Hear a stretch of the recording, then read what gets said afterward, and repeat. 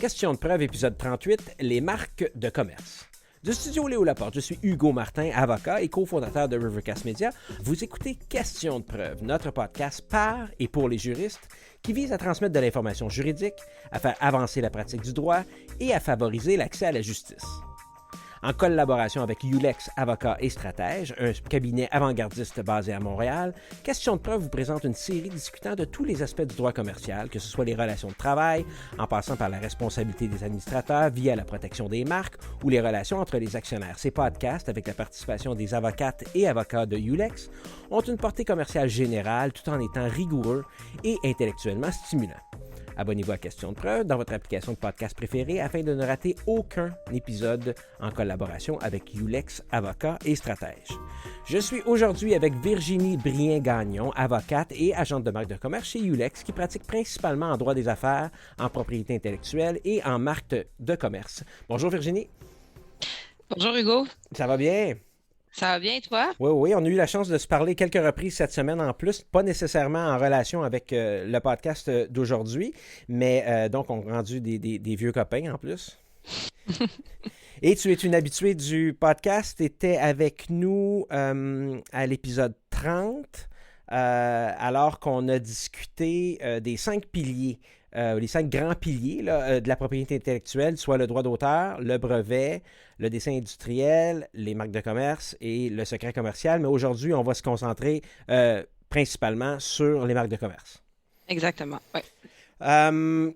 Juste généralement, la pratique qu'est-ce que ça a l'air là, en ce qui commence à ressembler à une fin de pandémie? Comment ça marche, vous autres, à votre bureau? Je pense que les choses ont repris leur cours normal. Personnellement, les choses n'ont pas tant ralenti pendant la pandémie parce que nos clients sont principalement des compagnies technologiques, finalement. C'est sûr qu'il y a eu un petit ralentissement au début de la pandémie, là, quand il y a eu la panique totale, mais ça n'a pas duré longtemps. Les choses ont repris rapidement et comme on n'a pas beaucoup d'entreprises manufacturières, on a moins de pignons sur rue, la différence, c'est moins fait sentir pour nous, là. OK. Et le télétravail surtout, j'imagine, pour vous autres? Télétravail majoritairement dans la dernière année, donc de mars l'an dernier à mars cette année. On recommence tranquillement à retourner au bureau sur une base volontaire. Des gens qui viennent tout le temps, des gens qui viennent la moitié du temps, des gens qui viennent moins. Donc, ça dépend vraiment de chaque personne. C'est sûr qu'on s'est habitué aussi au télétravail, Mm-hmm. ce qui est personnellement, j'aime bien, mais j'aime aussi être au travail. Fait que je suis dans un mode hybride, disons. OK, cool. Marque de commerce, comme je te dis, on a parlé dans l'épisode 30 sur la propriété intellectuelle des 5 grands piliers. Si on a un réflexe de base, que ce soit grand public ou juriste, la propriété intellectuelle commence ou passe par initialement les marques de commerce. Je ne sais pas ce que tu en penses, là, mais c'est un peu le réflexe qu'on a quand on parle de propriété intellectuelle. On parle de protéger notre marque de commerce. Exactement, parce que toutes les entreprises ont des marques de commerce. C'est pas toutes les entreprises qui ont nécessairement des essais industriels ou des brevets, mais des marques de commerce, tout le monde en a parce qu'à la fin, c'est la relation que tu vas avoir entre ton entreprise et tes consommateurs. Le lien, ça va être la marque qui vont acheter ton produit parce qu'ils connaissent la marque, ils ont une réputation et ils ont déjà acheté, ils sont contents, ils en ont entendu parler. Donc, c'est super important de prendre le temps de bien la protéger et s'assurer que finalement, elle soit légale, valide et qu'elle n'empiète pas sur des droits d'un tiers. Mm-hmm. Puis pour nos collègues juristes, là, tu viens de dire que toutes les entreprises, grosso modo, ont une ou des marques de commerce, mais dans les faits, c'est quoi une marque de commerce? Ça peut être plein de choses, en fait. Ça va être tout ce qui va relier ou distinguer les produits ou les services d'une entreprise de ceux des autres comme de ses concurrents sur le marché. Donc, ça peut être un mot, ça peut être un dessin, ça peut être un logo avec un mot, ça peut être plusieurs combinaisons de choses. Depuis les changements à la loi sur les marques de commerce, on a introduit des nouvelles marques de commerce qu'on appelle non traditionnelles, qui peuvent être des goûts, des textures, des images en mouvement, ça peut être des hologrammes même, ça peut être des sons, des odeurs. Il y a carrément des gens qui déposent une odeur, par exemple, pour les crayons Crayola. Crayola a déposé une demande d'enregistrement de marque de commerce pour une certaine odeur de crayon. Ça peut être des formes 3D, ça peut être des couleurs. Avant, c'était simplement des couleurs couleur appliquée à un objet. Maintenant, ça peut être carrément une couleur tout court. Donc, beaucoup de compagnies de cartes de crédit, par exemple, qui prennent un certain vert ou un certain orange pour leur carte de crédit. Donc, ça peut être vraiment intéressant, l'association qu'un consommateur peut avoir entre une couleur, une odeur, un son et, euh, et finalement l'entreprise qui vend ce produit ou ce service. Donc, je peux donner quelques exemples S'il te plaît, ouais, go. de mots, en tout cas de marques de commerce qui sont enregistrées au Canada puis qu'on connaît tous. Donc, par exemple, Airbnb pour des services là, de location courte durée. Foodora, des services de livraison de nourriture, sont les deux des marques de commerce qui sont enregistrées au Canada. Donc, ça, c'est des marques mots, c'est carrément juste des mots. Il y a aussi des logos. Donc, on peut parler du logo de Nike, le crochet, le logo de Apple avec la pomme croquée. Ça, c'est simplement des logos. Évidemment, ils ont aussi leur marque mot enregistrée. Quand on parle de marque mot, ça serait carrément le mot Apple ou le mot Nike. Il peut y avoir des combinaisons. Donc, par exemple, nous, chez Ulex, on a enregistré la marque de commerce Ulex.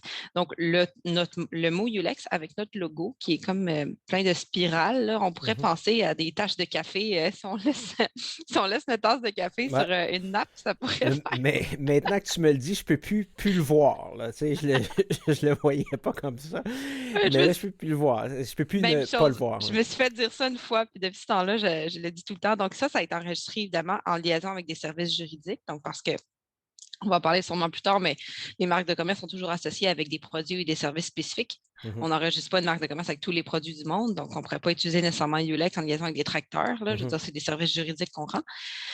D'autres exemples pourraient être comme, mettons, Simons avec la petite feuille à gauche. Donc, c'est une marque de commerce enregistrée. Ils ont pris la combinaison du mot et du logo ensemble parce que c'est comme ça qu'ils sont sur leur sac. C'est comme ça que c'est écrit sur leur devanture de magasin. Donc, c'est comme ça qu'on le reconnaît. Ça peut être aussi des slogans. Par Mais je exemple, t'arrête une seconde, Virginie, avant de s'en aller dans les slogans. Oui. La question que je te pose, c'est que, et là, je ne veux pas qu'on confonde avec des polices qui sont différentes, c'est un font qui est différent, mais on peut dessiner quelque chose, puis notre dessin donne un mot. Est-ce que, dans ce cas-là, c'est un mot ou c'est un logo? Tu comprends ce que je veux dire? Donc, tu sais, je pourrais dessiner, je sais pas moi, quelqu'un qui fait des tags de graffiti. Il a son style à lui, puis dans le fond, les lettres, c'est un dessin, mais donne un mot. Et là, on est-tu en combinaison? Est-ce qu'on est en logo? Est-ce qu'on est... tu sais, je comprends serait plus en logo. OK. On serait plus en logo parce que quand on dépose une marque qui est dite mot, on écrit carrément juste le mot, on l'écrit là, comme on tape les lettres. OK. On ne soumet aucune image. À partir du moment où on soumet une image, ça va être plus un logo. Ce qui ne change rien, en fait, parce que OK. quand on va faire une demande, on va juste écrire est-ce que c'est une marque en caractère standard, comme on dit, donc vraiment carrément décrire les lettres, ou on va soumettre un logo dans un format acceptable par l'Office de la propriété intellectuelle. OK. Et dans le cas que tu mentionnes, ben, on soumettrait ce logo-là avec le mot. OK. Donc, le fait qu'on soit capable de lire quelque chose dans le dessin, c'est quand même un logo. Est-ce que le swoosh de Nike doit toujours être accompagné du mot Nike en dessous? Est-ce que la pomme d'Apple doit toujours être accompagnée du nom Apple en dessous? C'est vraiment deux choses différentes. Bien, en fait, ça dépend de qu'est-ce qui a été déposé. Okay. Là, c'est des grosses entreprises, ils ont de l'argent, c'est sûr qu'ils ont déposé toutes les combinaisons. Donc, Apple, avec le mot, juste la pomme, c'est sûr qu'ils ont toutes les combinaisons. Okay. Mais normalement, il faut utiliser la marque de commerce comme elle a été enregistrée. Et c'est à partir du moment où c'est enregistré, il faut quand même que tu continues à l'utiliser et si tu ne l'utilises pas comme elle a été enregistrée ou sensiblement de la même manière, un tiers pourrait arriver puis faire invalider ton enregistrement en disant que tu ne l'utilises pas comme il faut. Okay. Il y a beaucoup de jurisprudence à ce sujet-là sur des comparaisons de marques évoluées au fil du temps, à savoir si c'est sensiblement la même marque ou tu es juste allé trop loin. T'sais. Fait que quand on va trop loin, on recommande souvent au client d'en redéposer une autre et à la base d'enregistrer le mot parce que le mot, il ne change jamais. Puis ça, c'est protégé comme dans toutes ses formes. Donc, c'est vraiment des stratégies différentes. Ça, là, quand on parle du crochet de Nike ou de la pomme, c'est carrément original et différent. Fait que c'est sûr qu'il faut qu'il dépose le logo en plus du mot. Il n'y a même pas de lien. Mais des fois, des clients m'arrivent avec c'est un mot, mais en italique. Bon, je leur dis, déposez donc le mot normal, puis, puis vous ferez ce que vous voulez avec. C'est ça. Fait que, ça dépend de chaque situation, ça dépend du budget du client. C'est toujours une question de risque versus budget. Là. OK. Et là, tu t'en allais sur les slogans, puis je trouve ça vraiment, vraiment cool. Puis je pense que l'exemple que tu nous donnes, je sais où tu t'en vas avec ça. Fait que, puis je pense qu'on peut faire un genre de 360, on peut faire le tour au complet. Fait qu'on a le Swish de Nike, on a le nom Nike, et là, je pense que tu t'en vas sur le fameux slogan Just Do It. Oui, c'est Hein? ça, j'en parlais parce que là, on parlait de Nike. Je me suis dit, ben oui, le slogan Just Do It de Nike, que tout le monde associe avec Nike, est enregistré au Canada comme marque de commerce. Donc, ça peut être pas juste le nom de l'entreprise, ça peut être le nom d'un produit aussi. iPhone, je l'ai pas vérifié, mais c'est sûr que c'est enregistré là, comme marque de commerce. C'est pas le nom de l'entreprise c'est Apple, mais c'est le nom de son produit qui est tout autant populaire et commercialisé. Donc, ça peut être le nom de l'entreprise, le logo de l'entreprise, le nom d'un produit, le logo d'un produit. Parce que des fois, le nom de l'entreprise, c'est juste 1, 2, 3, 4 Inc. ou même, ça peut être un nom, mais le consommateur ne le sait pas Mm. parce que c'est un nom qu'il utilise juste sur ses factures, sur ses contrats, mais ce n'est pas quelque chose que le consommateur voit nécessairement. Donc, vraiment, la marque de commerce, ça ne sera pas apple.com. Le .com, c'est le nom de domaine. C'est vraiment la marque de commerce. C'est vraiment qu'est-ce que le consommateur va voir Mhm. et pourquoi le consommateur va aller là ou va choisir ce produit-là. C'est vraiment ça, la marque. Donc, il peut en avoir plusieurs, effectivement, si tu as plusieurs gammes de produits, si tu as plusieurs gammes de services. Donc, ce n'est pas juste et uniquement et la même chose que le nom d'entreprise. Le slogan Just Do It, bon, premièrement, pris indépendamment, Just Do et It, c'est pas des marques de commerce. Just Do It ensemble, c'est pas non plus une marque de commerce. Est-ce que Nike doit l'avoir popularisé avant de pouvoir l'enregistrer ou je pourrais, moi, décider, là, j'ai un nouveau produit, puis là, je veux mettre Ne lâchez pas, et je pourrais-tu enregistrer Ne lâchez pas maintenant pour en lien avec, disons, Rivercast Media, et Oui, tu pourrais. où je dois commencer à ce que les gens fassent une relation entre Ne lâchez pas et Rivercast Media, et là, je peux l'enregistrer. Ben, en fait, pour les slogans, tu n'as pas besoin d'avoir commencé à commercialiser avant ou d'avoir une certaine réputation. Pour certains types de marques de commerce spécifiques, il le faut. Pas pour des slogans, parce que c'est simplement finalement une marque mot, mais avec plus de mots, tu sais. OK.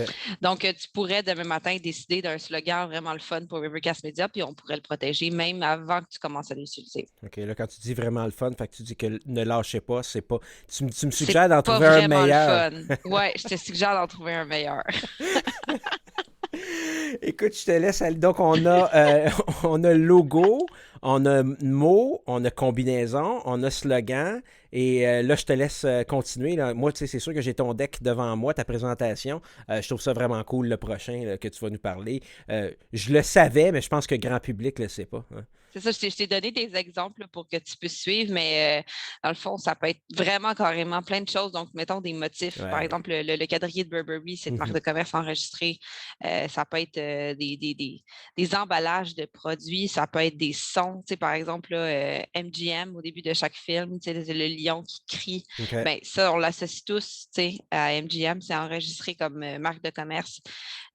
Tantôt, je parlais d'hologramme. Donc, Tefal a enregistré le rond le dessous de sa poêle et de ses casseroles comme marque de commerce. Ah, OK. Donc, ça, c'est assez spécial. OK. Ouais, tout à fait. J'ignorais Ouais, c'est ça. ça. Si on revient au motif de Burberry, c'est dans l'exactitude qu'ils ont enregistré. Il y a quand même certains. Tu sais, il y a des teintes, il y a tu sais, le gris qui croise et devient plus foncé. Ouais. Est-ce qu'ils enregistrent le motif comme ça ou ils disent, ben ça, c'est le beige, écoute, là, je dis n'importe quoi, le beige 32, le rouge 20 43 ou Ben, en fait, ça se peut qu'il la déposé en noir et blanc. OK. Je n'ai pas de souvenir, mais en le déposant en noir et blanc, tu as comme un petit peu l'autorisation de le faire dans toutes les couleurs que tu veux. OK. Fait que ça donne plus de protection quand tu le déposes en noir et blanc, dans le sens que tu n'es pas limité à une couleur. Et même quand on dépose en couleur, normalement, parce que ça dépend toujours de la situation, OK. je ne recommanderais pas nécessairement de déposer des numéros de Pantone ou des numéros de couleur parce qu'encore une fois, ça te restreint encore plus. OK. Sauf si, par exemple, tu es UPS, puis ce type de brun-là, c'est le brun que tu mets sur tes camions, puis c'est ton brun. OK. Là, à ce moment-là, ça peut être pertinent. Mhm. Mais souvent, on va juste carrément dire noir, blanc, beige, rouge, par exemple, là, pour Burberry. Mais là, je ne suis pas sûre, là, je ne me rappelle plus. Ça a été déposé en noir et blanc ou en couleur, là. Ouais.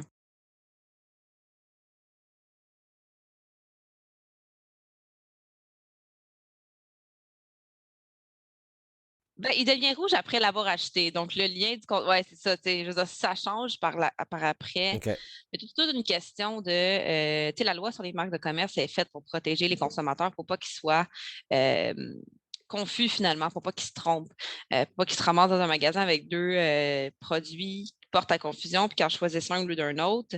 C'est ça un peu le OK. critère. Donc après ça, si tu es dans le magasin, tu seras probablement pas en train de faire chauffer quelque chose dans ta poêle. Donc là, ça serait pourrait être débattable, mais je crois pas qu'il pourrait avoir une confusion là, à ce Non. moment-là si ça chauffe. Là, parce que tu es en train de l'utiliser, donc théoriquement, tu as déjà acheté. OK. OK. C'est Écoute, ce que je pense. c'est intéressant. Et ce que j'ignorais puis que j'ai appris dans ton pitch deck que tu m'as envoyé, les images en mouvement, là, si je veux faire un petit peu une continuité, ça j'ignorais. Donc une image en mouvement, c'est pas nécessairement une image qui bouge, c'est ben je te laisse nous en parler un peu. Tu nous avais donné Hopper comme exemple. Oui, c'est vraiment un clip qui Mhm, va durer genre 2 ou 3 secondes mhm, de quelque chose qui bouge.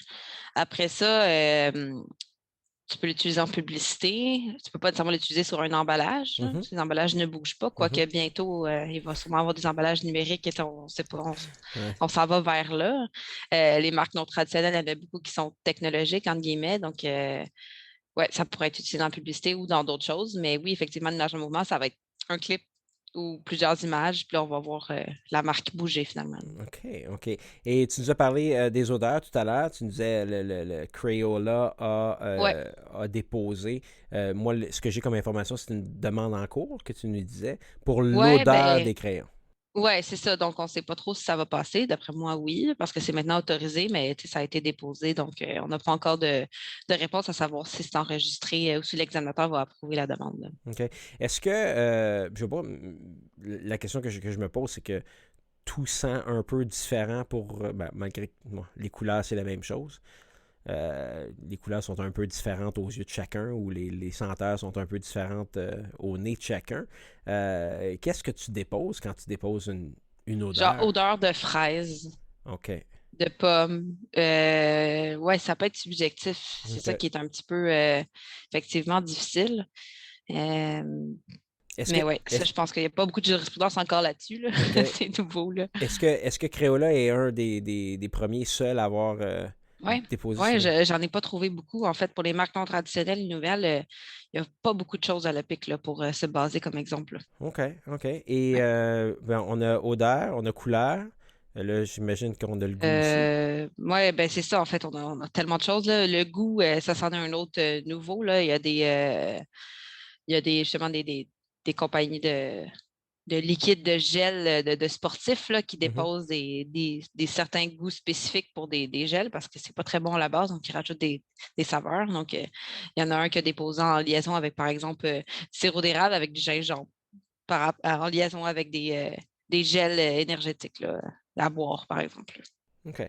Et il, il nous suggère. C'est comme quand on parle à un sommelier puis qu'il nous dit vous trouvez pas que ça goûte euh, la pomme verte et je sais pas moi un peu la tourbe. Puis là, tu dis oui, puis là, Oui, tu deviens. C'est comme Ulex avec le logo. Je te l'ai dit, maintenant, tu peux pas penser d'autre chose, c'est la même affaire. On va dire, ça sent ça, tu vas dire oui, oui, oui. Il va dire n'importe quoi, tu vas dire oui. Non, mais c'est pas la même chose parce que le sirop d'érable, ça goûte le sirop d'érable. En tout cas, OK, selon moi, parce qu'ils ont carrément mis une essence de sirop d'érable dedans. Ce OK, qui est plus difficile avec le vin, c'est parce qu'ils n'ont pas rajouté des pommes vertes dedans, tu sais, fait que OK, ça devient un peu plus subjectif. OK, Mais effectivement, OK. ça peut être subjectif, mais d'après moi, pas autant qu'un produit qui fait penser à quelque chose, mais qui a pas un ajout de pomme verte dedans, là, comme du vin, là, par OK. exemple. Là, je te pose la question, peut-être que tu sais même pas la réponse, puis je trouve ça juste cool. Y a-tu quelqu'un à l'OPIC qui va ouvrir la bouteille puis y goûter? Non, OK. non, non, ça va être carrément, tu déposes ta demande avec la description finalement de ton goût. Puis si tout est conforme, ils vont l'enregistrer. OK, OK. Il n'y aura pas de testeur là, à savoir ça, c'est-tu vraiment ça? Parce que le PIC n'est pas là de toute façon pour vérifier si, tu sais, tantôt je parlais, il faut utiliser la marque comme comme on l'a déposé. Le PIC n'est pas là pour vérifier si dans la vraie vie, tu l'utilises comme il faut. OK. C'est vraiment au tiers, finalement, au tiers intéressé OK. de faire des procédures si jamais ils se rendent compte que tu n'utilises pas ta marque de commerce. Lui, il est un petit peu passif par rapport à ça. Donc, si tu lui soumets des informations, il va les prendre pour véridiques. Mhm. Il peut refuser ta demande si, par exemple, tu as fait une mauvaise description ou tu as oublié des champs, donc des trucs plus procéduraux, Mhm. ou s'il y a quelqu'un avant toi qui a déposé un gel énergétique avec un goût similaire. Par OK. exemple, sirop d'érable avec de la cannelle. Tu sais, les vendeurs, ça peut-être porte à confusion, fait qu'ils vont le refuser. Mais ils ne vont jamais dire oh, on pense que ta marque de commerce, c'est pas vraiment ça que tu utilises. Ça ne OK. sera pas le travail de l'EPIC à faire. OK. Et là, est-ce que tu es en train de me dire que je pourrais pas avoir un autre gel énergétique qui goûte le sirop d'érable salé avec gingembre parce qu'il y a quelqu'un qui... Ben là, je comprends que c'est une demande en cours, mais mettons que c'est accepté. Je pourrais pas avoir un autre gel énergétique qui goûte le sirop d'érable salé au gingembre. Probablement pas. OK. Comme je te dis, il n'y a pas beaucoup de jurisprudence encore sur le sujet, à savoir les critères de confusion sur les marques de commerce sont traditionnelles, surtout du goût. Mhm. C'est assez difficile parce qu'on pourrait dire après, ben, quand on les goûte, c'est vraiment pas la même chose. Comme tu disais tantôt, moi, c'est du sirop d'érable plus Mhm. toasté ou salé ou pas salé ou je sais pas, Ouais. fumé. OK. Donc, mais oui, théoriquement, ça serait ça le principe. L'idée, c'est qu'il n'y ait pas deux items similaires ou qui portent à confusion, là. Ouais, ouais. Mais je pense que ton exemple cannelle ou gingembre est tu sais, comme du sirop d'érable salé à la cannelle ou au gingembre. Là on s'en va-tu dans la confusion? C'est vrai? Hey, ça serait intéressant de voir Ben, le... c'est ça, là, Ouais. ouais, on verra s'il y a lieu, là, mais pour l'instant, c'est pas c'est théorique quand même, là. OK. Marque non traditionnelle, si on continue, tu nous parlais de couleurs. Puis là, tantôt, tu faisais la référence aux couleurs Pantone.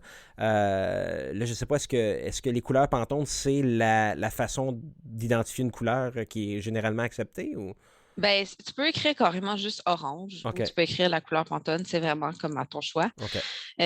Par exemple, là, je parlais tout à l'heure des cartes de crédit qui protègent des couleurs en liaison avec ben, leurs cartes de crédit, des Mhm. services financiers. Donc, Interac a protégé la couleur orange, le Pantone, Mhm. un Pantone spécifique pour leurs services financiers. Donc, ça, c'est un exemple, mais il peut en avoir plein d'autres, puis ça pourrait être moins précis que ça, là. OK.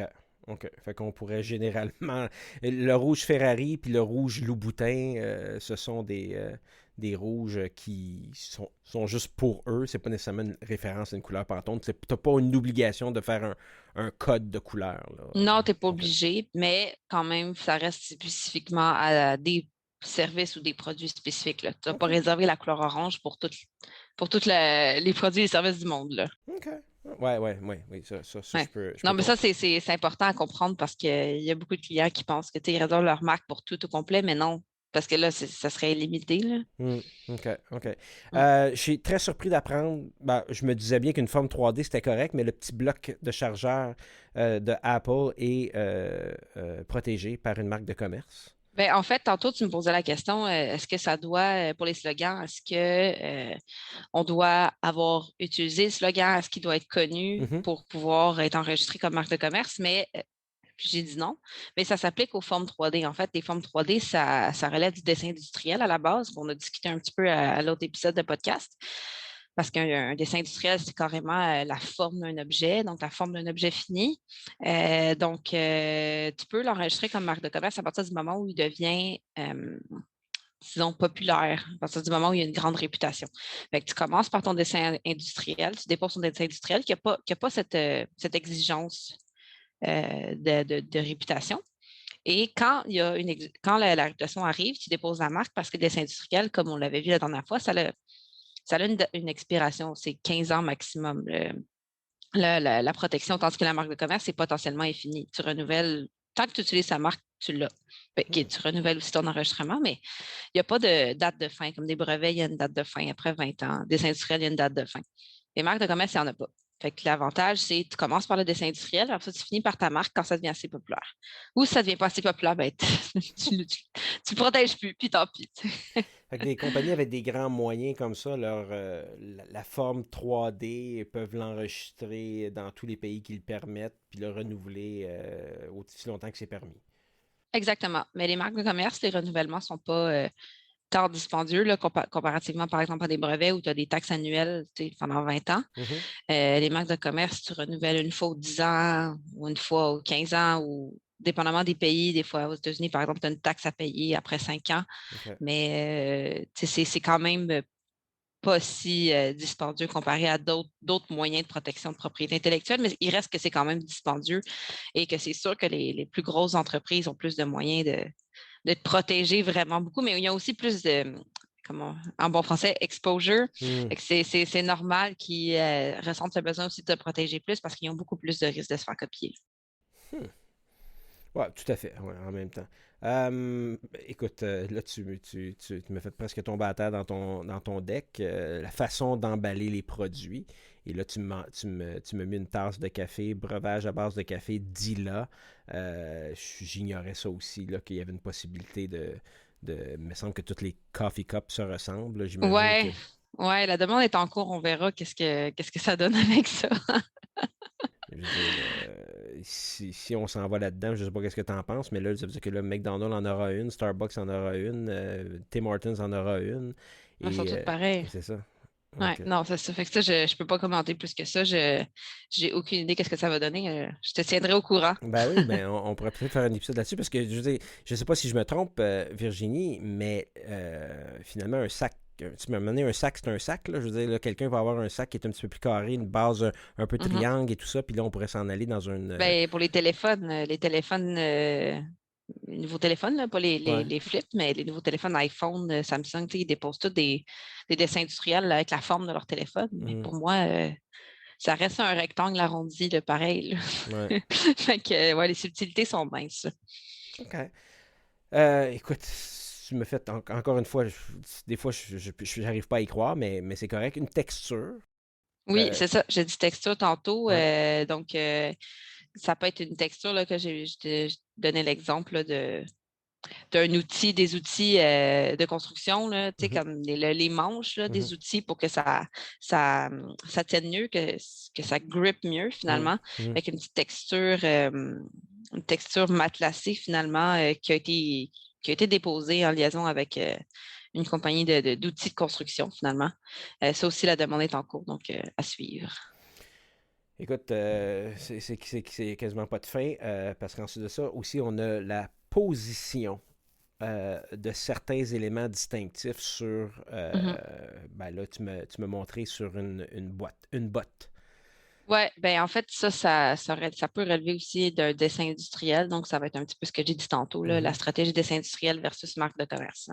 OK, dans ce cas-là, c'était ce que tu m'as envoyé pour Yellow Boots, Mhm. TBL Licensing LLC, position de 4 rangées parallèles de couture sur une chaussure.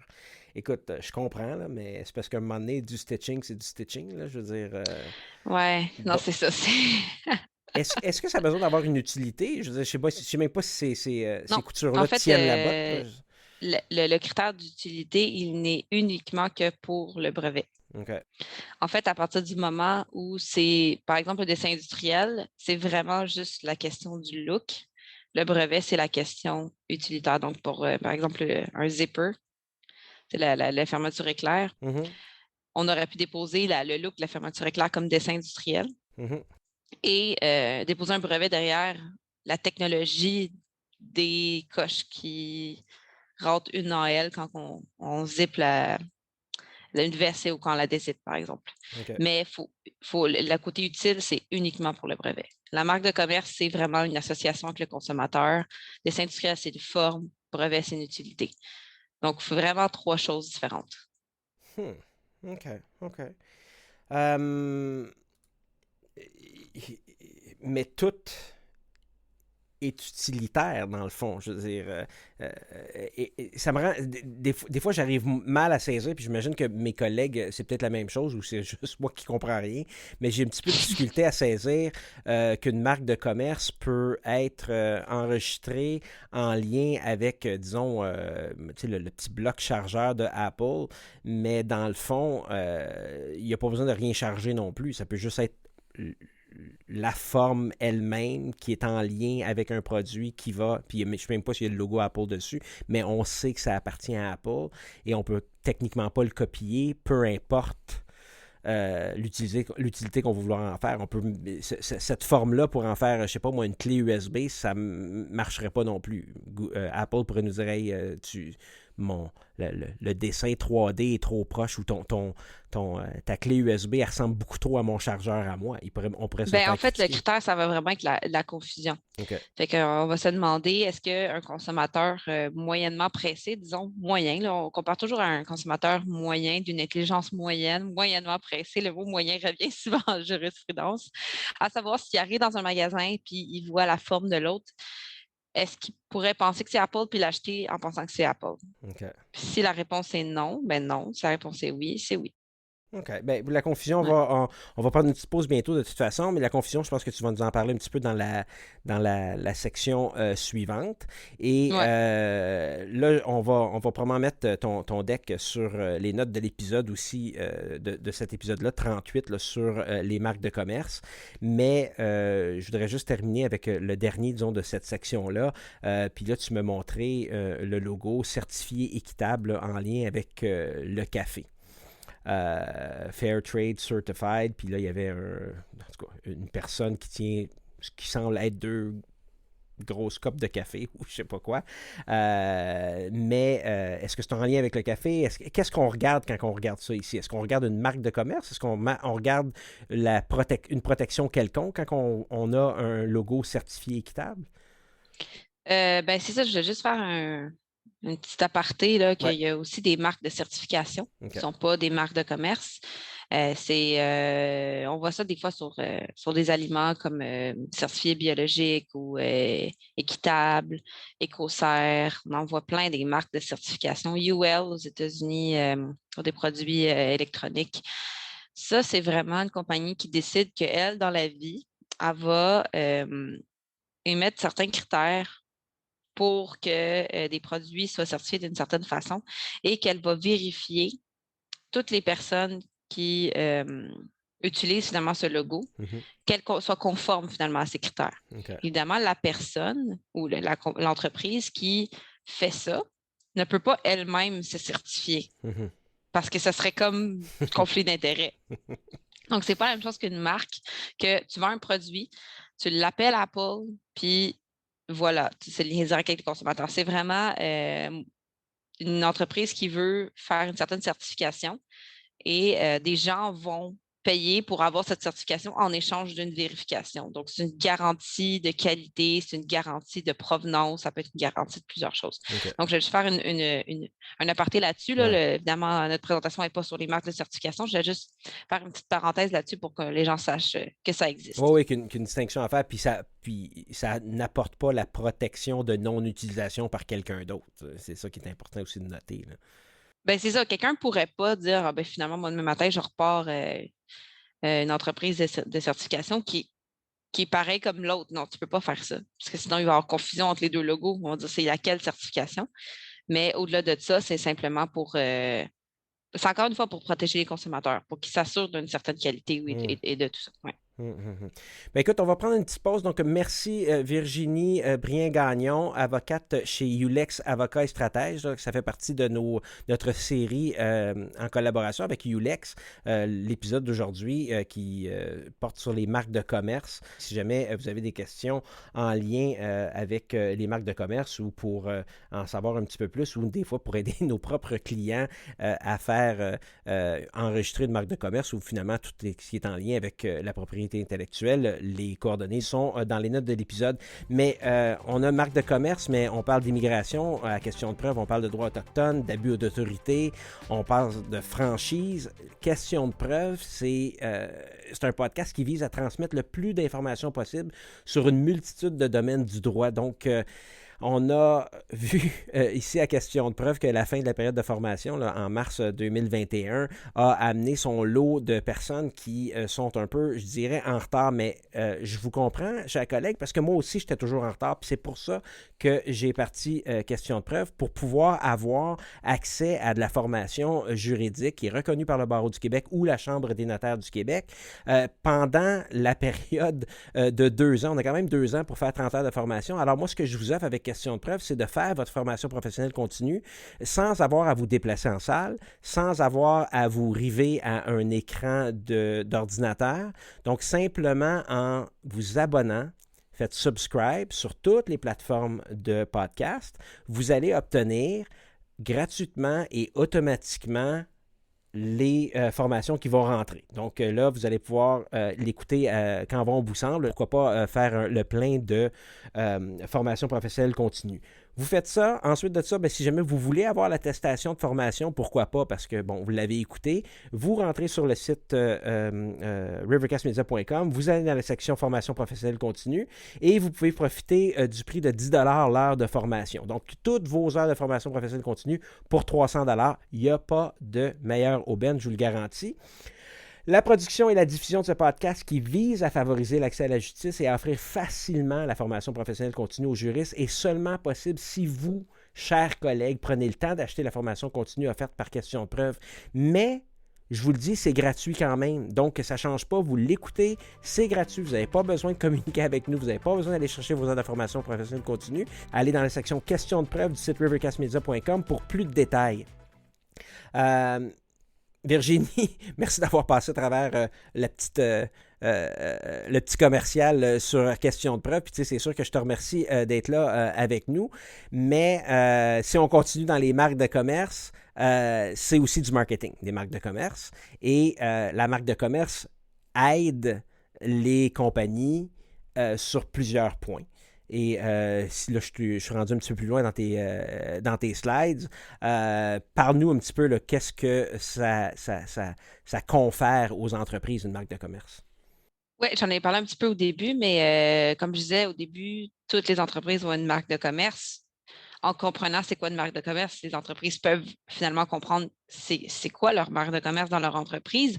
C'est vraiment le mot, le logo, on en a évoqué plusieurs, qui fait le lien entre l'entreprise et le consommateur au niveau de l'image, la confiance que le consommateur va avoir par rapport à une marque ou dire ah, moi, j'achète plus jamais cette marque-là. Donc, ça fait vraiment un lien, une réputation. C'est un gage de qualité ou non, ça peut être un bon rapport qualité-prix ou ça peut être carrément juste un bon prix, pas de qualité, mais finalement, on associe une marque de commerce à un certain type de produit. Une genre de crédibilité. C'est ça, une crédibilité ou non, là, mais on s'attend à quelque chose. On achète une marque, on s'attend soit à un bon prix, soit une bonne qualité, soit les deux. Ouais.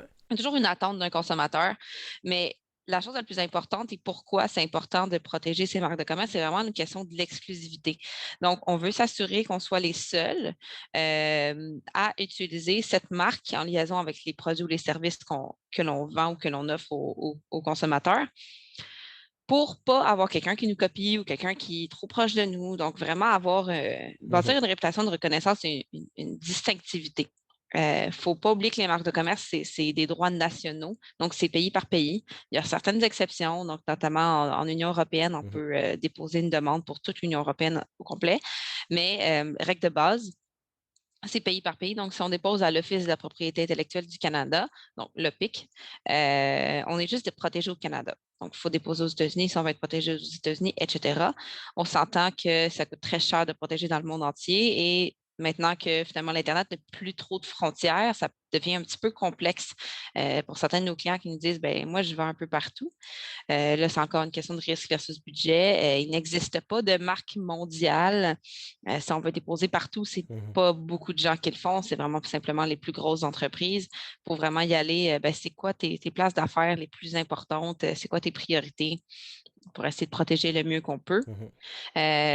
Donc, vraiment passer à l'exclusivité parce que si on arrive dans un pays et il y a déjà quelqu'un qui utilise notre marque, quelqu'un qui a enregistré notre marque et l'utilise, à ce moment-là, on n'a plus de droit.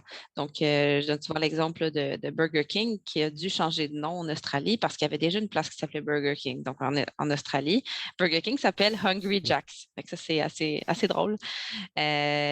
Donc, c'est pas mal ça là, pour l'exclusivité.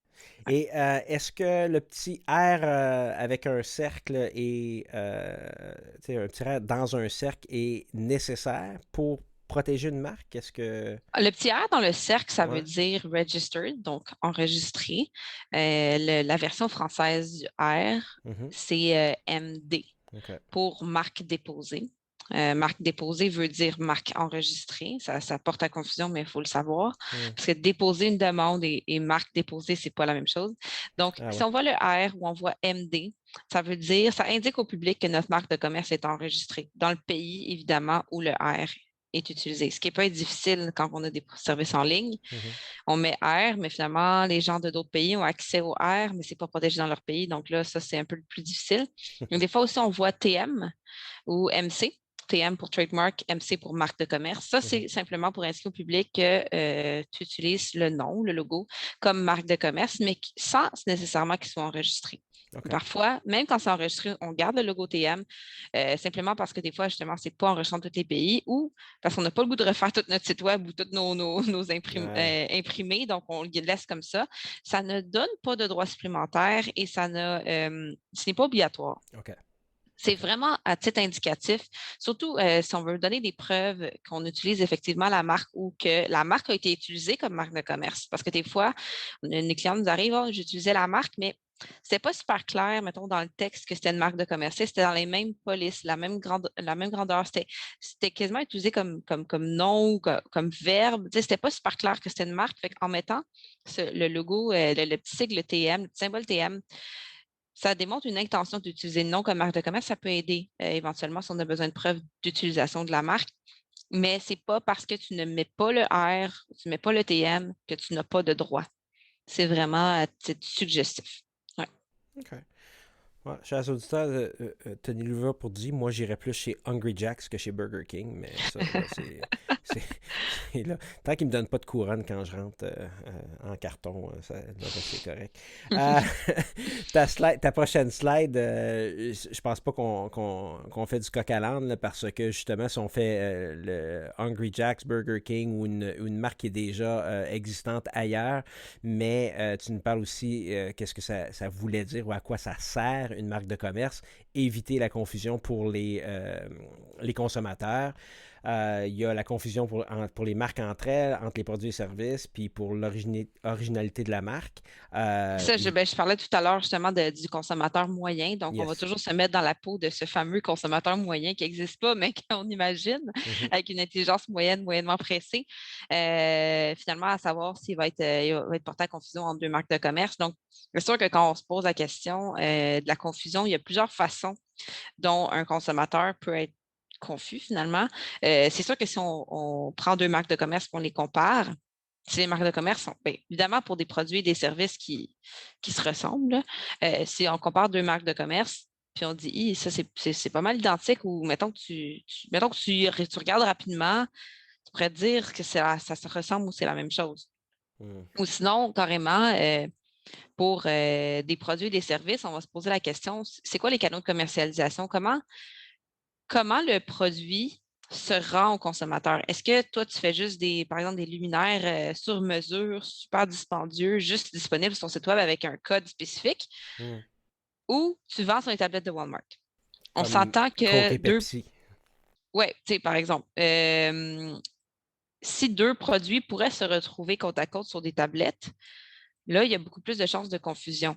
Donc, le prix des produits, la qualité, c'est ce qu'on appelle les canaux de commercialisation. Comment c'est commercialisé? Ça peut être regardé, effectivement, parce qu'à la fin, le critère, c'est vraiment la confusion. Donc, si on ne retrouvera jamais des choses côte à côte, ben, il se peut qu'il n'y ait pas vraiment de confusion. Tu sais. OK. Ou sinon, si on peut regarder aussi la marque, juste la marque elle-même, est-ce qu'elle est originale ou elle n'est pas originale? Mhm. Par exemple, Apple, c'est un petit peu moins original que, par exemple, Kodak, qui est Ouais. carrément un mot inventé qui n'a aucune signification. Donc, plus ta marque est originale, plus tu as une grande exclusivité ou tu as une grande protection. Mhm. Parce que si quelqu'un vient copier Kodak, là, vraiment, ça ne fait pas association à aucun mot qui existe. Mhm. Donc, tu ne peux pas dire que, ah, ben toi, ça voulait dire ça, tu sais. Fait que, je donne un exemple, là, tu sais, ça peut être comme Kodak ou ça peut être Google. Google, qui est carrément un mot inventé, une marque inventée. Mhm. C'est sûr que si tu te rapproches de Google, il n'y a pas d'excuse, tu sais. Ou par exemple, je donne des fois l'exemple de Shredded Wheat. Ben, Mhm. c'est vraiment quasiment descriptif, là. C'est vraiment ça, la céréale, tu sais.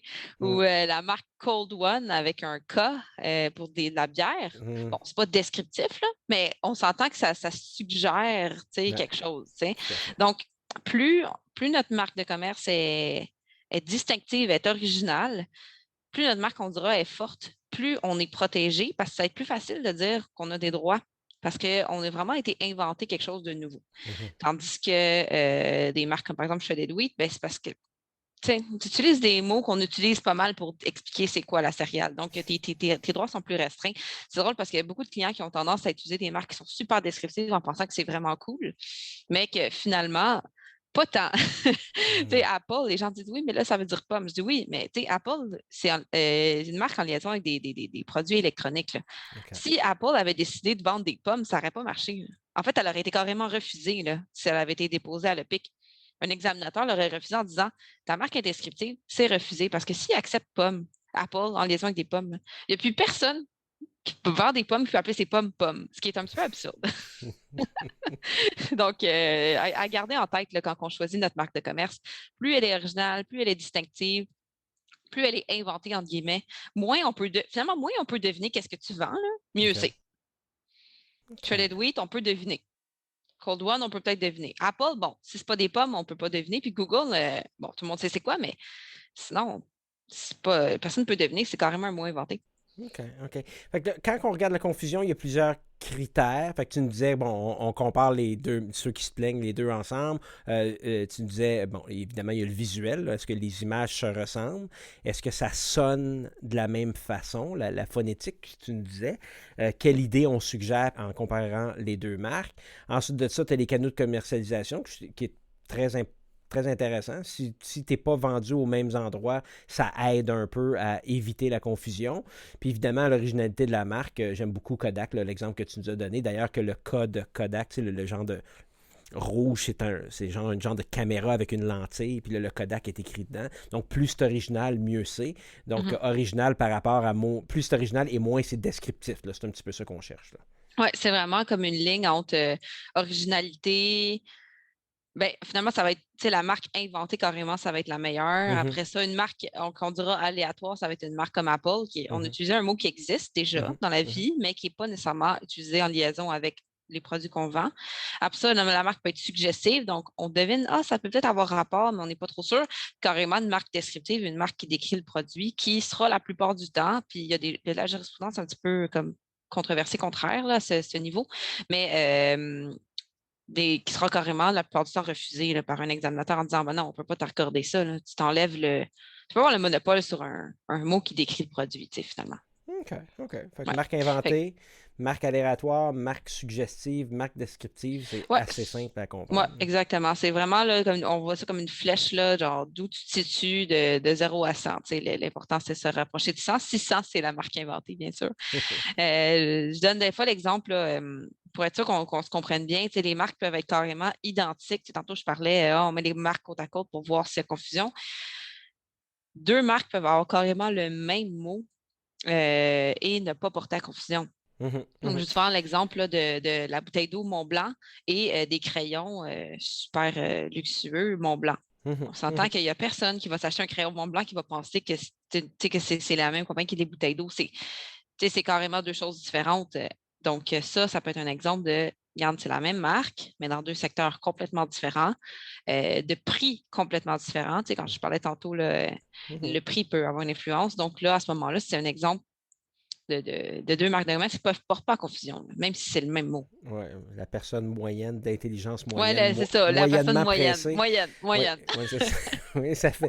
Mais tu sais, les exemples, j'adore ça, là, écoute, honnêtement. Là, puis c'est le fun de voir. Là, c'est vrai qu'une bouteille d'eau Mont Blanc puis un crayon Mont Blanc, ça c'est une chose. Mais évidemment, aussi, tu m'as donné du rhum épicé, le Spice Rum, Captain Morgan versus Amiral Nelson. Là y a-tu confusion, là, le consommateur moyen, moyennement pressé à la SAQ, qui Oui, ben, d'intelligence moyenne. ça a fait jurisprudence, en fait, ça. C'est pour ça que je voulais en parler. Good. Les deux bouteilles, là, c'est sûr qu'on ne les voit pas, mais on se rappelle la bouteille Captain Morgan a un genre de pirate hein, Ouais.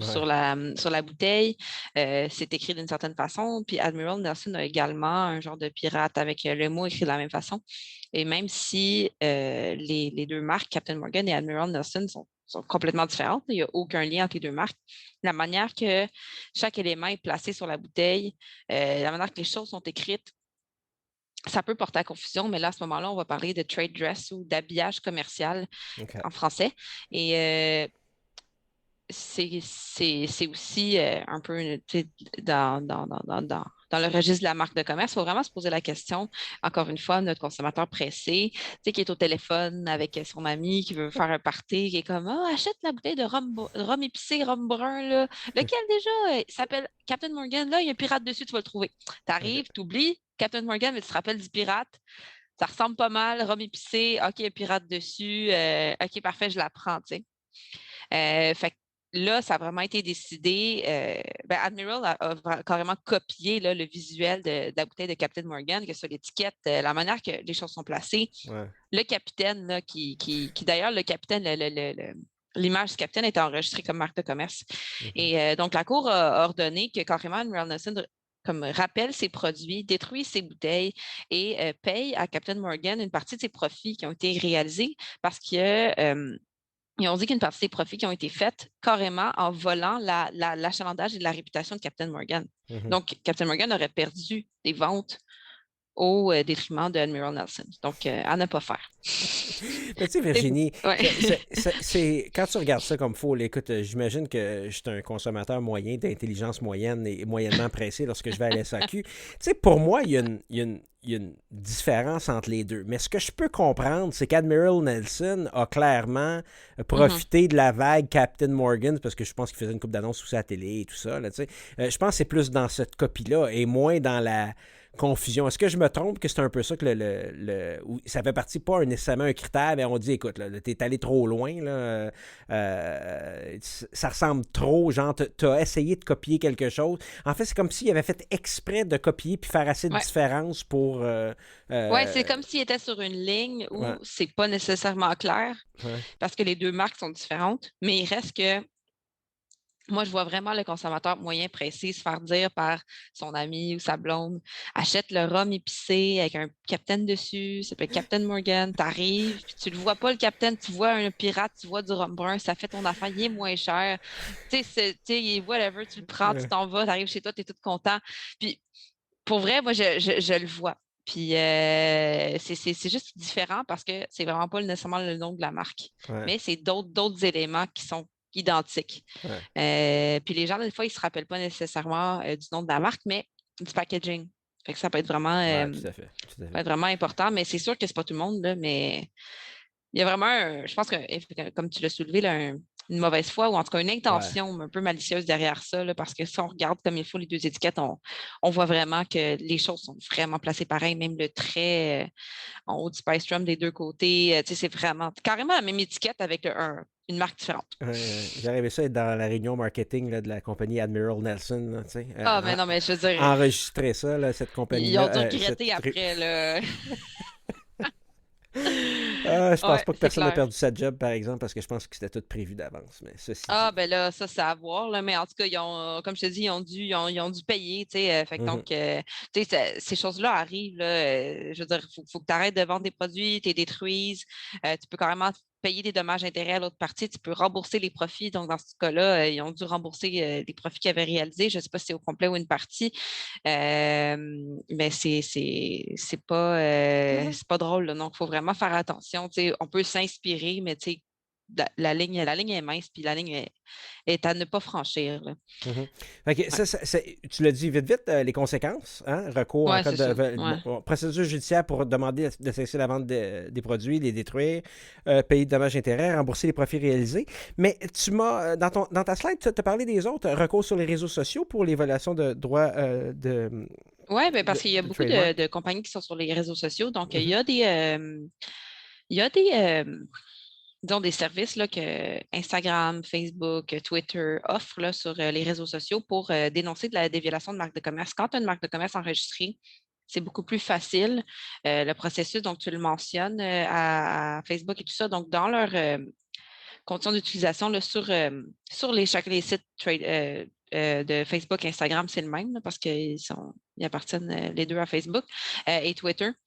Tu as carrément un formulaire que tu peux remplir en mentionnant la violation, en mentionnant qu'est-ce que c'est quoi, puis ils vont te répondre dans un délai assez rapide OK. pour régler ça. Puis c'est quand même vraiment bien fait parce que des fois, c'est par là, là, que la publicité passe. Mhm, Donc, des mhm. fois, ça permet un résultat plus rapide que les procédures judiciaires, plus efficaces, moins coûteux. Mais il y a aussi des recours pour des noms de domaine, effectivement, Fait que parce Admiral que Nelson a peut-être acheté CaptainMorgan.com, puis ben là, ça serait vraiment un autre niveau de mauvaise foi, mais non, c'est parce qu'il y a des gens qui me disent ah, tu sais, je vais acheter le nom de domaine de telle marque. Ben, c'est parce qu'il n'est pas à toi, en fait. Quand tu achètes un nom de domaine, tu achètes l'accès à un nom. Le nom ne t'appartient pas. Parce qu'il y a des clients qui me disent ah, ben moi, je suis mhm, correct, tu sais, j'ai acheté mon nom de domaine. Mais ça ne te donne aucun droit de marque de commerce d'avoir un nom de domaine. Tu achètes carrément juste une clé. Mais je veux dire, ça ne veut pas nécessairement dire que le nom t'appartient. Donc, il y a des procédures si quelqu'un a acheté ton nom ou un nom de domaine qui représente ta marque, de recouvrir ton nom de domaine. Surtout si tu démontes une mauvaise foi là, de la part de la personne qui l'a acheté. Donc, il faut garder ça en tête. Ce n'est pas parce que tu as le nom de domaine que tu es mhm. protégé. Tu sais. Je pense que j'en avais parlé avec, Mhm. dans un autre épisode avec Frédéric Letente de chez Ulex d'ailleurs. Il y a eu une époque au début de l'Internet que des gens se plaisaient à faire ça, acheter des noms de domaine d'une marque existante. Là, il y a eu des échanges d'argent à l'époque, mais aujourd'hui, ben, il y a des recours Ben, il y a des recours, qui mais sont des fois, possibles, c'est quand comme même tu fais bien de réglé. le mentionner. Tu sais, je veux dire, c'est la théorie versus la pratique, là. C'est des recours, Mhm. ça prend du temps, ça prend de l'argent. Donc, c'est sûr qu'en pratique, des fois, ça se règle. Mais on s'entend que si tu achètes le nom Google, point quelque chose, Google ne va pas régler avec toi, là. Il va aller au bout des choses parce que vous aussi, tu ne veux pas créer un précédent, là, tu sais. Mhm, mhm. Écoute, depuis le début, on en parle. Là, on va le faire, on va se concentrer directement là-dessus, de l'avantage Ouais, d'une marque de commerce. Là, on l'a dit, ici et là, pourquoi, ici et ça. Mais parlons au Canada. Là, ouais. c'est ici, notre auditoire est plutôt ici. Mais dis-nous un petit peu, là, c'est quoi l'avantage d'un enregistrement pour protéger sa marque? En fait, ça te donne des droits à travers le Canada. Là, comme je parlais tout à l'heure, les droits, c'est nationaux, donc c'est pays par pays. Donc, si on enregistre sa marque au Canada, on a les droits partout au Canada. Même si on l'utilise juste à un endroit spécifique, ou même si on ne vend pas encore partout au Canada. Donc, ça permet d'avoir des droits vraiment à travers le Canada. Les protections sont pratiquement infinies. Comme je disais tout à l'heure, là, ça dure 10 ans, mais chaque 10 ans, il faut juste renouveler notre enregistrement. C'est assez simple. Donc, nous, on a justement la marque de commerce Ulex. Il va falloir Mhm, la renouveler. On l'a enregistrée en 2018. mhm. Donc, il va falloir la renouveler. Ben là, je pense ça a été fait avant la loi, fait que peut-être dans 15 ans, mais en fait, parce que la nouvelle loi est en vigueur depuis juin 2019, je crois, oui. Et avant, c'était 15 ans, c'est OK. rendu 10 maintenant. Donc, voilà. OK. OK. Mais faites-vous-en pas, Virginie, je suis convaincu qu'il y a une compagnie là, qui va vous envoyer un email un moment donné en Ah, disant mon on peut Dieu. vous renouveler votre marque pour vous-même pour 1800 $. Dites-nous ça. À ça, il faut faire Ouais. attention. Moi, souvent, genre, quand j'envoie des rapports à mes clients sur les dépôts de marque ou sur d'autres trucs, j'écris en gros, mais tu sais, des fois, ils n'en lisent pas. Attention, si vous recevez comme une facture de quelqu'un d'autre que nous, ignorez-la. Tu sais, sinon, écrivez-nous si vous n'êtes pas sûr. Ça arrive toutes les semaines. Genre, courriel urgent, j'ai reçu cette facture-là, Ouais. ils me demandent de payer demain maximum. Tu sais, ils donnent des délais qui n'ont pas de bon sens. C'est vraiment des scams. Alors que la marque expire 3 ans plus tard en passant. Là, c'est ça. Oui, mais en fait, c'est comme les registres de marques de commerce sont Ouais. publics. Il y a des compagnies, puis je pense que c'est fait même automatiquement, là, qui prennent les informations de la personne, de l'entreprise. Donc, dans le email, c'est quand même bien fait. Ils donnent le nom de la marque, le numéro de la marque, toutes des informations que tu dis, ben là, eux, ils ont ça, donc ça doit être legit finalement. Puis ils disent, nous sommes le bureau, je ne sais pas trop quoi, puis nous allons renouveler votre marque de commerce. Des fois, c'est carrément illégal, mais des fois, la menace s'est tournée. Ils sont un bureau qui vont payer le bureau, mais ils se prennent une cote de 2000, mais ils vont vraiment le faire. Fait que c'est pas nécessairement illégal parce qu'ils se font comme étant comme un intermédiaire. Donc, en tout cas, OK. il ne faut surtout pas payer ces gens-là parce qu'ils chargent des prix de fou. Surtout qu'ils ont déjà fait affaire avec nous. Nous, on a des packages, des forfaits. Tu sais, tu payes une fois, puis après ça, on fait tout. Tu sais, t'imagines, tu repayes un 2000. Ah non, c'est vraiment pas drôle. Même des fois, c'est 5000. C'est des prix pas rapport. Nos clients nous contactent, nous demandent est-ce que je dois payer ça. Mais j'en ai pas à date qu'ils l'ont déjà payé parce qu'ils m'ont toujours écrit, puis je leur ai toujours dit touchez pas à ça. Mais oui, il y a beaucoup de scams avec les marques de commerce et d'autres types de propriété intellectuelle parce que le problème, c'est que les registres sont publics. Bon, revenons à nos moutons. Ouais, Protection 10 ans, ouais, c'est ça. enregistrement incontestable après 5 ans. En fait, Oui. oui, tu as comme une protection plus ferme après 5 ans. Évidemment, il faut toujours se rappeler d'utiliser sa marque de commerce parce qu'elle devient, disons, vulnérable là, après 3 ans. Ce que ça veut dire, c'est que les gens pourront dire tu n'utilises pas ta marque. OK. Et là, on pourra la faire invalider. Donc, juste OK. faire attention à ça. Et tantôt, je parlais, là, tu sais, la marque de commerce, c'est national, donc c'est pays par pays.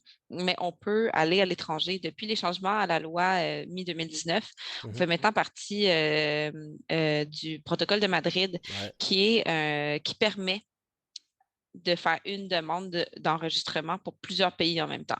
Mhm. Ce qui est absurde. Là, on était un disons, derniers pays à adhérer à ça. Là. Il y a plus d'une Mhm. centaine de pays qui adhèrent au protocole de Madrid, donc il était temps qu'on y arrive. Mais ça permet vraiment de faciliter l'expansion à l'étranger. Donc, ça, c'est. Ouais, 103 membres, 119 pays. Ouais. Tu couvres 80% de la terre là, ou du commerce là, si tu. Ouais, c'est ça, exactement. Donc, ça, c'est super intéressant. Il reste quand même, après avoir fait la demande, il faut que chaque office spécifiquement, donc chaque pays, Mhm. révise ta demande. Donc, dans certains pays, elle peut être acceptée, d'autres refusée. Donc, là, tu sais, c'est pas toujours parce que tu fais une demande que tu obtiens les enregistrements de tous les pays, mais ça facilite vraiment le processus. Donc, ça, c'est super intéressant. Il faut absolument. On parle de quel délai quand tu dis que chaque pays se penche là-dessus? Ça ressemble à quoi? Dépendamment des pays, c'est soit 12 ou 18 mois maximum. Ils ont un engagement envers l'OMPI, là, qui est l'Organisme mondial de la propriété intellectuelle, de traiter les demandes dans un certain délai. OK. Donc, C'est quand même un avantage non négligeable, Virginie, que de faire une seule demande là, en lien avec ce que tu dis, que tu appelles le protocole de Madrid, ou ce qui est appelé le protocole de Madrid. C'est super important, puis c'est vraiment bien là, au niveau des plus petits joueurs. Là, j'imagine que c'est plus facile pour eux. Il y a d'autres avantages d'un enregistrement. oui, oui. Ouais, il y en a plein, en fait. Les investisseurs aiment ça, que tu aies une marque enregistrée. C'est une Oui, protection ben en fait, c'est supplémentaire. ça. Il y en a beaucoup d'avantages, là. C'est difficile de les résumer, Hum. mais oui, finalement, les investisseurs vont souvent regarder si ta marque de commerce est déposée, enregistrée, parce qu'elle ne veut pas, c'est ta réputation et tout ça qui est en jeu. Donc, est-ce que c'est sécurisé finalement? Mhm. Ça peut te permettre de générer des revenus avec des licences. Ça peut être un actif à ton bilan comptable. Donc, on peut attribuer une valeur à la marque de commerce à ton bilan comptable à la fin de l'année. Mhm. On s'entend que la marque de commerce Apple doit valoir plusieurs millions, slash Mhm. milliards. Là. Le fait d'être au registre des marques de commerce, OK, quand on dépose une demande, comme je disais tantôt, c'est public. Donc, c'est sûr qu'il y a des gens qui peuvent utiliser tes informations pour faire semblant que tu leur dois des factures. Mais le côté positif de ça, c'est que quand on fait des vérifications pour déposer une nouvelle demande, nous, on va aller voir au registre. Donc, si tu es déjà là, on ne va pas utiliser une marque de commerce qui ressemble à la tienne, on ne voudra pas se créer des ennuis. Mhm. Donc, c'est carrément un effet dissuasif et Ouais, le ouais, tout à fait. registraire va aussi refuser d'autres enregistrements qui vont ressembler au tien. Donc, le registraire fait aussi une partie de surveillance, ce qui est OK. intéressant Puis aussi. tu es satisfaite, c'est vrai, Oui, oui? oui, ben en fait, des fois, OK. non. Des fois, il en laisse passer qui, selon moi, ne devraient pas passer. Puis là, à ce moment-là, tu pourras, comme tiers, t'opposer à l'enregistrement pendant le 2 mois là, de publication. Parce que, en fait, la demande est déposée. Après ça, un examinateur qui l'examine. Et si il n'est pas d'accord, il la refuse. Et là, tu dois donner les arguments si jamais tu n'es pas d'accord. Disons qu'elle est acceptée. Elle est publiée dans un journal, le journal des marques de commerce pour 2 mois. Et c'est pendant ces 2 mois qu'un tiers, donc nous, si on n'est pas d'accord, on peut s'opposer à l'enregistrement. Et là, à ce moment-là, c'est là qu'on va se mettre nos arguments, dire, ben, regardez, l'examinateur l'a accepté, mais nous, on croit quand même qu'elle ne devrait pas être enregistrée pour telle et telle raison. OK. Et là, c'est là que nous, on peut le faire si jamais le registraire n'a pas décidé de s'opposer ou s'est opposé, a émis un refus, mais le propriétaire de la marque a soumis des arguments et le registraire a accepté suite à ça. Ça arrive aussi. Donc, ça dépend vraiment des fois. Donc, au moins, on a une porte de sortie si jamais ça ne le fait pas. OK, OK, OK. Donc, ça peut être, ça aussi, ça peut être des avantages, là,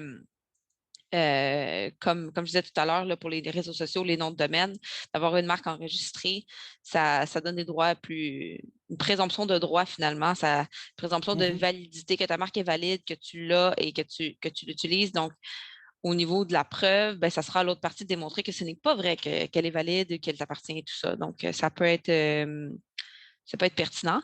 Mhm. Comme je disais tout à l'heure, il faut juste faire attention, là, une marque de commerce, c'est vraiment différent d'un nom de domaine. C'est différent de ton nom au registre des entreprises, de ton incorporation. C'est pas parce que tu t'es incorporé au nom de ABC Inc. que tu as la marque de commerce ABC. Ben voyons, Virginie, je reçois au moins une fois, ben, j'en fais pas autant que toi, mais au moins une fois par année, j'ai mes clients qui m'appellent, ils disent, je suis correct, j'ai mis ça dans autre nom utilisé au registre des entreprises, I'm good to Ben go. ça, c'est vraiment des noms commerciaux, c'est des noms sur lesquels tu fais affaire. C'est quand même, c'est différent. Puis si quelqu'un a une marque de commerce enregistrée, que toi, tu écrives au REC, que tu utilises ça, ben c'est la personne qui a une marque de commerce enregistrée qui va passer avant toi. Donc, non, c'est ça, c'est vraiment des légendes urbaines. Puis je tiens juste à le dire parce que je l'entends comme toutes les semaines, là. Ah, ben, il faut faire attention dans tous les domaines du droit. Il y a des choses Ouais, qu'il exactement. faut Faut juste juste le savoir. consulter les Exactement. spécialistes. Ouais, Ouais, c'est ça. tout à fait, tout Ouais. à fait. Puis je dirais justement à ce niveau-là, faire attention à quand on choisit notre marque, de juste vérifier avant de faire tous nos contrats, de faire notre logo. Des fois, tu sais, on paye quoi, 5, 10, 15 000 pour un logo, puis finalement, on n'a même pas regardé si notre marque de commerce était disponible. Moi, ça m'est arrivé plusieurs fois, là, des clients qui ont du tout recommencé à zéro parce qu'ils n'avaient pas fait de vérification. Donc, c'est vraiment important de vérifier si ta marque de commerce, elle est libre sur le marché. Donc, en étant sur le registre, comme je disais tout à l'heure, ben, au moins, on signifie au tiers, on existe, on est là. Mhm, Tu n'es pas pilé sur notre terrain. mhm. T'en as parlé, t'en as glissé un mot ben, tout le long, encore une fois, de notre entretien. On commence par rechercher la disponibilité. Là, comment on fait là, pour enregistrer la marque? Oui, ben c'est On ça. fait des recherches un peu partout. Là. D'ailleurs, tu fais une recherche Google, tu fais une recherche à l'OPIC, tu fais une recherche au REC aussi, j'imagine, mais Mhm. Réseaux OK. sociaux, je dirais maintenant que les réseaux sociaux sont omniprésents. Moi, tout là, Facebook, Twitter, Instagram, c'est partout. Mais il faut garder en tête qu'il faut que ce soit quelqu'un qui est au Canada. Donc, si c'est une compagnie qui est, par exemple, juste dans un pays étranger et qui ne semble pas exporter, vendre, offrir ses produits et services au Canada, il n'y aurait théoriquement pas de problème. C'est sûr qu'avec l'Internet aujourd'hui, c'est un petit peu plus difficile à déterminer, mais faire des recherches avant, c'est super important. Après ça, je disais tout à l'heure, on peut déposer une demande. Et comme je dis aussi tout à l'heure, ben, ça a été examiné, est approuvé, donc on la publie dans le journal et elle sera éventuellement enregistrée. Le processus est quand même long, surtout en ce moment au Canada avec la pandémie et avec la nouvelle loi Mhm. en vigueur. Il y a eu beaucoup d'ajustements, donc ça peut durer plusieurs mois, donc 1 an et demi, même voire 2 ans des fois, là, pour avoir une réponse d'un examinateur. Donc c'est assez lent. Et on le dit à nos clients maintenant, là, on va déposer la demande, tu es en file d'attente, mais attends-toi pas à avoir des nouvelles de ma part dans les 6 prochains mois. Aux États-Unis, c'est beaucoup plus rapide, par exemple. On va recevoir une réponse dans les 3 à 6 mois qui suivent. OK. Ce qui est beaucoup plus raisonnable. Là. Ça arrive des fois, des clients, je leur écris après 2 ans et demi, ah, on vient de recevoir une réponse. Ah ben là, laisse faire. J'utilise plus ma marque ou c'est plus d'actualité. Non, c'est OK. très long. Là. Fait que c'est des choses à considérer. Mais c'est comme ça pour tout le monde. Donc, on est tous en file et on attend. Est-ce que ton expérience, les gens enregistre la marque là, comme dès le début de l'entreprise ou de l'utilisation de la marque, où ils l'utilisent un petit peu, puis là, tout d'un coup, à un moment donné, ils disent, bon, là, ça vaut la peine de le faire, puis même si ça prend 18 mois, ben on est déjà, on l'utilise déjà. Il y a de toutes les OK. sortes, comme je dirais. Il y a des gens qui sont très prévoyants, qui vont me contacter avant au début, en fait, pour les startups, parce qu'on a beaucoup de startups chez Ulex, ils vont nous contacter au début. Ils ne sont pas incorporés encore, ils n'ont pas encore de contrat d'emploi, ils n'ont pas encore de contrat de service, ils n'ont pas encore finalement pas beaucoup de Pas choses. de client, par Non, exemple. c'est ça. Puis, on va ensemble trouver un nom. Fait qu'ils vont brainstormer à l'interne sur des choix de noms. Ils vont me contacter sur quelques noms. On va en éliminer certains parce que certains vont être descriptifs, comme je disais tout à l'heure. Certains Mhm. vont déjà exister en faisant des recherches. Donc, on va se rendre à 2 ou 3 noms, puis après ça, ils vont décider. Puis là, après ça, on va déposer la marque. On fait tout en bonne et due forme. Ça, c'est la meilleure façon. OK. Il y en a aussi qui me contactent, ça fait 10 ans qu'ils sont sur le marché. Là, ils se rendent compte qu'il y a quelqu'un qui est en train de les copier. Ah, ben là, on va faire une demande. Fait que donc, ça dépend vraiment de chaque client. Il y en a qui sont plus prévoyants, il y en a qui moins. Il y a vraiment de tout. C'est sûr que le mieux, c'est de le faire plus en amont, surtout pour les vérifications, parce qu'après ça, on a notre réputation, on a tout, puis après ça, il faut changer, c'est plate. Mais c'est sûr qu'à un moment donné, c'est une question, comme je disais depuis le début, le risque versus budget. C'est normal aussi qu'on n'a pas l'argent pour tout protéger, tout vérifier au début. Il faut aussi faire rouler l'entreprise. Mhm. Non, tout à fait. Je ne sais pas si c'est une question de note, mais le délai de 18 mois là, qui s'applique, est-ce que notre marque est enregistrée le jour on l'a envoyé à l'OPIC ou est enregistrée? Non, c'est ça. OK. Est en attente. C'est vraiment ça. On est vraiment comme en file d'attente. OK. Comme je dis souvent à mes clients, c'est comme en file d'attente pour avoir un billet de concert. Il n'y a personne qui peut passer devant toi dans la file. Ben, il y en a dans la vraie vie, là, mais il n'y a personne qui peut passer devant toi dans la file. Donc, s'il y a quelqu'un d'autre qui décide d'aller dans la même file, il va aller derrière toi. Donc, tu as cette priorité. OK. Mais ça ne te garantit aucun droit tant que tu n'as pas effectivement ton enregistrement. Là. OK. Fait que tu étais vraiment en attente. Tu as déposé une demande. OK. C'est tout, là. J'imagine Ouais. que, pratique courante, là, quand on fait quelque chose canadien, le réflexe est de faire américain aussi en même temps. Ça dépend. Il y a des gens qui ont juste des services ou des produits au Canada. OK. Comme nous, par exemple, Ulex, c'est un super exemple, surtout avec la loi, on ne rend pas de services juridiques à Mhm. proprement parler aux États-Unis. Mhm. Donc, c'est juste au Canada. On n'a aucun intérêt d'aller aux États-Unis. OK. Il y a beaucoup de clients qui ne vont juste pas aux États-Unis. Mais c'est pour ceux qui y vont. Oui, ça m'arrive souvent de faire Canada et États-Unis en même temps ou Canada et États-Unis un petit peu plus tard. Donc, définitivement, c'est pertinent si ton modèle d'affaires se rend aux États-Unis. Là. OK. Fait qu'on prépare, on dépose, il y a quelqu'un qui examine notre demande. Exact. Ensuite de ça, on est approuvé, Ouais. On publie au journal. OK. Là, on peut. Des Contesté. tiers peuvent s'opposer, mais il n'y a pas grand monde qui regarde le journal. On s'entend qu'il faut que tu fasses l'affaire avec un cabinet d'avocats pour qu'il regarde pour toi. Il y a des services de surveillance de marque qu'on a. OK. Mais il n'y a personne, pas beaucoup de monde en tout cas, qui s'amuse les mercredis à la publication du journal de lire les marques de commerce au journal. Là. Donc, ça ressemble à ça, puis après ça, tu reçois ton certificat, puis tu peux le renouveler à l'infini. Puis c'est ça. OK. Un beau certificat avec des feuilles d'érable dessus. Ouais, ben là, maintenant, je pense qu'on le reçoit électroniquement, là, ce qui est Ah, c'est pas plus mal, efficace. c'est pas mal terminé. Bon, écoute, ton deck sera dans les notes de l'épisode d'aujourd'hui, l'épisode 38 sur les marques de commerce. Virginie, on va prendre une petite pause et au retour de la pause, je prends la même question ou la même demande à tous mes invités, c'est-à-dire de nous parler d'un outil, d'un item, de quelque chose qui est un incontournable dans ta pratique. Je sais à peu près où tu vas t'en aller aujourd'hui. Je pense qu'il n'y aura pas beaucoup de différence avec l'épisode 30, mais parce que c'est un incontournable dans ta pratique, au moins toi tu seras concept, c'est un incontournable dans ta pratique. Moi, quand je fais l'outil du praticien, ben, je m'en vais un petit peu à des endroits différents parce que les outils que je me sers à tous les jours, ben, j'aurais fait 2 épisodes et ça aurait été terminé. Alors, on prend une petite pause, tu réfléchis à ça, Virginie, et on revient.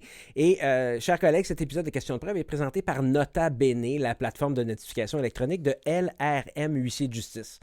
Pourquoi notifier par courrier recommandé pour une quinzaine de dollars alors qu'avec Nota Bene, vous pouvez notifier par courriel de façon sécuritaire et en conformité avec toutes les règles de notification. Rendez-vous sur lrmuici au pluriel.com, lrmhuissiers.com pour plus de détails.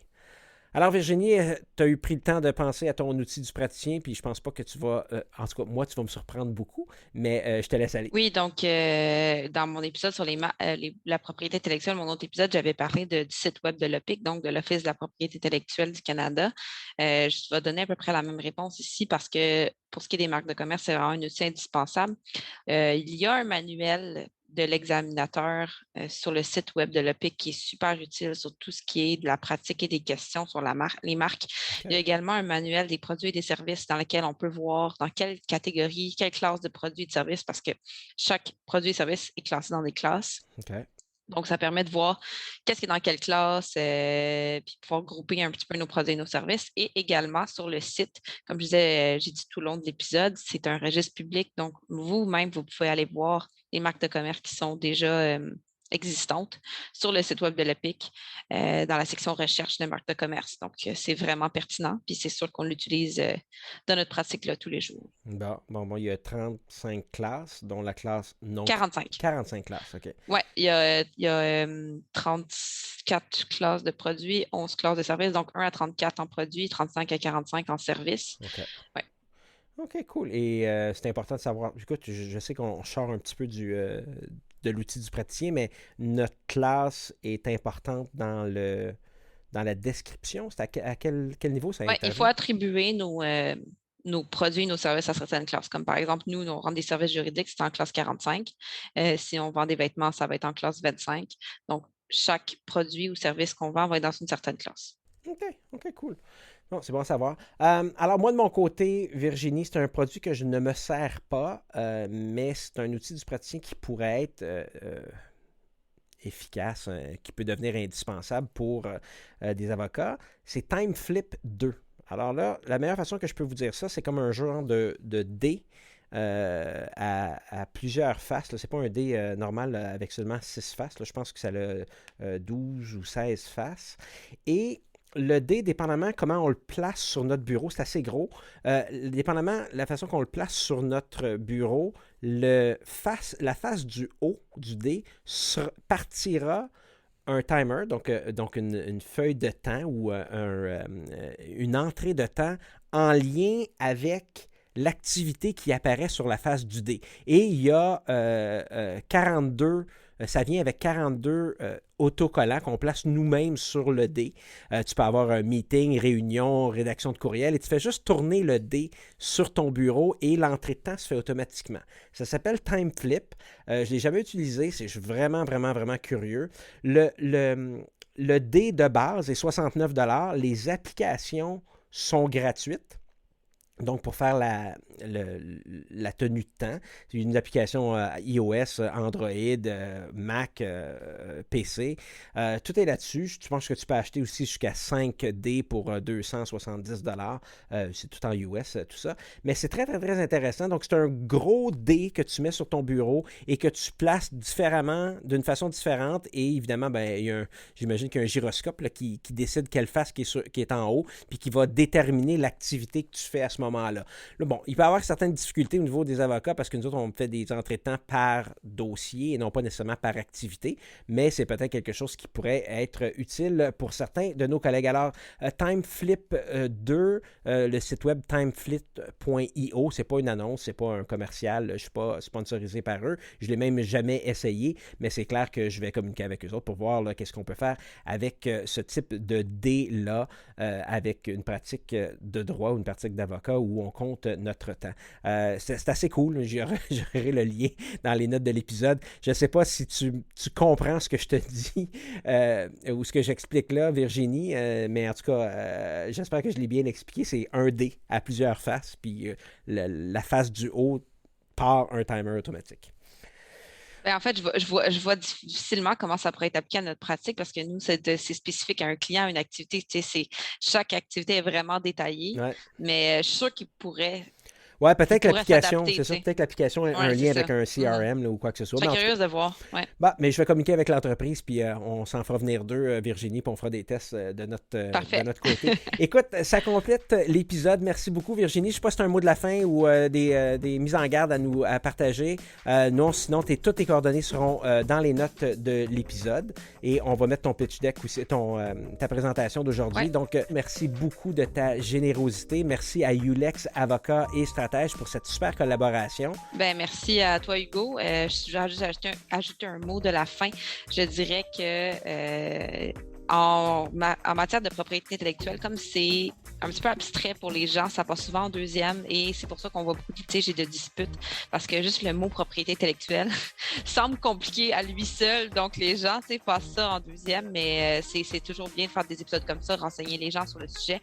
Au moins que les gens aient une idée de red flag ou de yellow flag. Il faudrait peut-être faire quelque chose avec ça. Donc, c'est tout ce qu'on peut s'attendre de nos clients. Ils viennent nous voir, puis là, après ça, on peut les aiguiller davantage.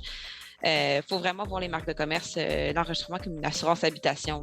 Tu sais, je veux dire, c'est vraiment une assurance. On a une assurance on diminue le risque qu'il se passe quelque chose. Donc, j'espère que l'épisode va vous avoir éclairé sur le sujet. Super, merci beaucoup. Alors, comme à l'habitude, au niveau de mes remerciements, moi de mon côté, j'aimerais vous dire que j'ai fait la recherche pour l'épisode, mais non, c'est faux. Merci beaucoup à Constance qui s'affaire beaucoup donc à préparer les prochains épisodes. Donc, on va préparer ce qu'on veut faire, une genre de saison de questions de preuve. Mais en même temps, on travaille sur 2 autres projets, dont un projet qui nous tient très à cœur, qui s'appelle Victima.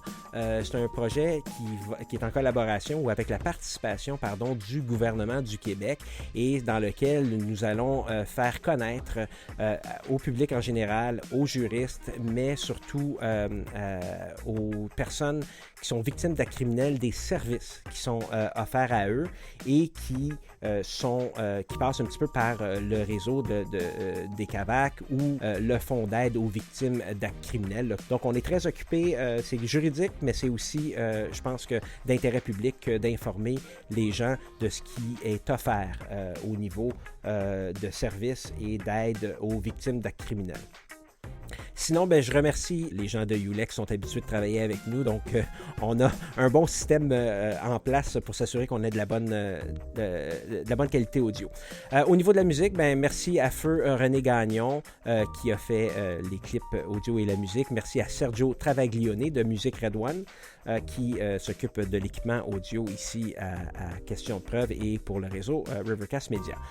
Ça complète l'épisode sur les marques de commerce. Merci à tous et rappelez-vous, tout est question de preuve.